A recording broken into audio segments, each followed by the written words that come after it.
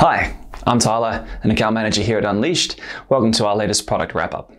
Before we get started on our latest updates, in case you missed it, we launched our major new module this month, Advanced Inventory Manager. AIM uses Unleashed data to help you find your optimal stock levels, so you can eliminate stockouts and increase cash flow by ensuring you're not overstocking products.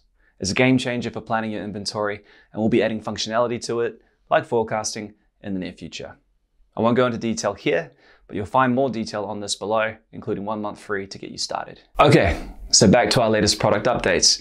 We've got a heap of new features for you to use. The first is an improvement to auto assembly for batch and serial items, and it'll save you even more time when processing assemblies. This update lets you automatically assign the oldest batch and serial number to any component products. All you have to do is check the auto assign oldest batch/serial configuration in your bill of materials. Batch and serial numbers will then be automatically assigned to the sales order line when the auto assembly is complete. Our second update is another time saver that lets you create shipments in bulk on the View Sales Order page, so you can create shipments for multiple sales orders in one fell swoop.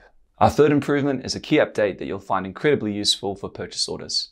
This lets you add up to 10 custom statuses to your purchase orders, so you can add the statuses relevant to your workflow and focus on these at any time.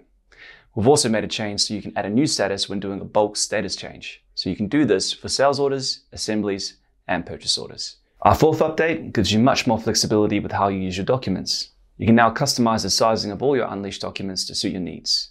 For example, you might want to use these for in-house shipping labels. And it's easy to do.